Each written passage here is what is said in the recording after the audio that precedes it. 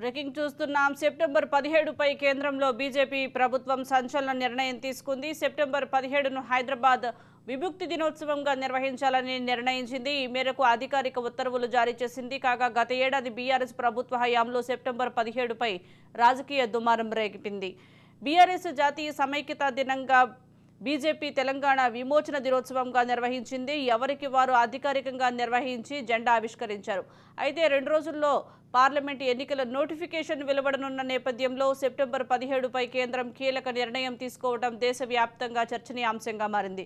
అంతేకాకుండా కేంద్ర హోంశాఖ మంత్రి అమిత్ షా తెలంగాణలో పర్యటిస్తున్న వేళ కేంద్రం ఈ నిర్ణయం తీసుకోవడం హాట్ టాపిక్గా మారింది.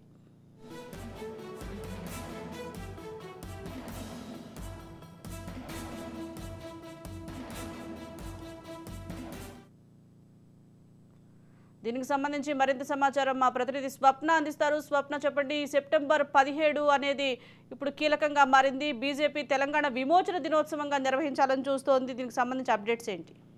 మొత్తానికి అంటే ఎలక్షన్స్ నోటిఫికేషన్ వస్తుంది అనేటువంటి సమయంలో కేంద్రం అనేది తెలంగాణని ఎంత సీరియస్ గా తీసుకుంది అనేటువంటి విషయంలో దాదాపు ఇప్పుడు అభ్యర్థులు ప్రకటించడం కానీ ఇటు రేపు 16th నుంచి మోదీకి సంబంధించినటువంటి రోడ్ షోలు బహిరంగ సభలతో పాటు మొన్న అమిత్ షా వచ్చేసి కార్యక్రమాల్లో పాల్పంచుకోవడం, మరోవైపు బీఆర్ఎస్ ని పూర్తి స్థాయిలో కూడా ఖాళీ చేసి బీజేపీ వైపుగా అభ్యర్థులు తీసుకోవడం, మేము తెలంగాణ మీద స్పెషల్ ఫోకస్ పెట్టాము, ఈసారి నిన్న అమిత్ షా 12 సీట్లకు పైగా మేము సాధించగలుగుతాము, మాకున్న రిపోర్ట్ అని చెప్పడం.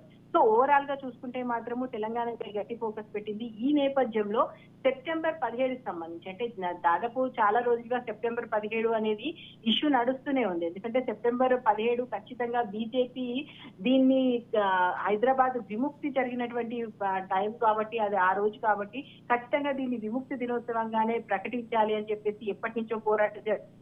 అయితే టీఆర్ఎస్ దాదాపు గత ప్రభుత్వం హయాంలో సెప్టెంబర్ 17పై ఈ రాజకీయ దుమారం రోజునప్పుడు ఇది ఖచ్చితంగా బీజేపీ తెలంగాణని విమోచన దినోత్సవంగా జరుపుకోవాలంటే కాదు అని చెప్పేసి బీఆర్ఎస్ జాతీయ సమైక్యత దినోత్సవంగా జరుపుకుంది.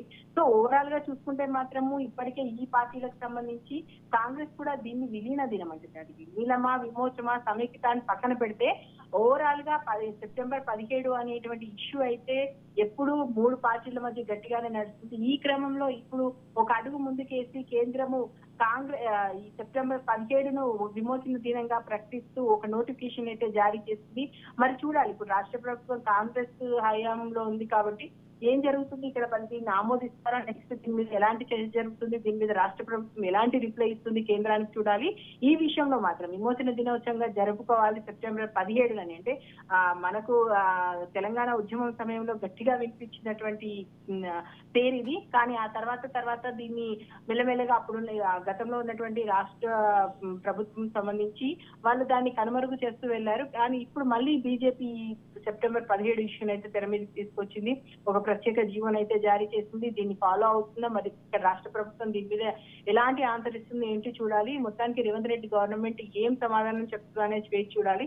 ద సేమ్ టైం ఎలక్షన్స్ టైంలో ఇది ఒక ఆయుధంగా మాత్రం బీజేపీ మలుచుకోవాలనుకుంటుంది. ఇప్పటికే బీసీ ముఖ్యమంత్రికి సంబంధించి కానీ, ఎస్సీ వర్గీకరణకు సంబంధించి కానీ, నియోజకవర్గాల్లో ఫిరేక్ బార్ మోదీ సర్కార్ అని కానీ, టీఆర్ఎస్ కి ఓటేయకండి, కాంగ్రెస్ కి ఓటేయడం కూడా ఈ టైంలో దండగా ప్రతిపక్ష హోదా ఇప్పుడు ఉన్నటువంటి పరిస్థితిలో బీఆర్ఎస్ చేయలేదు, మాకు 10కి మించి ఎంపీ సీట్లను మీరు ఇవ్వగలిగితే ఇక్కడ కాంగ్రెస్ తో పోరాటం చేస్తాము, ఢిల్లీలో మళ్ళీ మా ప్రభుత్వం వస్తుంది కాబట్టి ఖచ్చితంగా ఎక్కువగా నిధులను తీసుకొస్తాం, తెలంగాణని డెవలప్ చేస్తాము. ఇప్పటికే దక్షిణాది మీద గట్టి ఫోకస్ చేసి దక్షిణాదిలో భాగంగా తెలంగాణ మెయిన్ గా ఫోకస్ చేశాం కాబట్టి ఆ దిశగా చేస్తున్నారు. దానిలో క్రమంగా ఇప్పుడు సెప్టెంబర్ 17కి సంబంధించినటువంటి ఇష్యూని కూడా పొలిటికల్ మైలేజ్ కోసం బీజేపీ ఖచ్చితంగా తెర మీదకి తీసుకొచ్చిందని మాత్రం మనం అనుకోవచ్చు.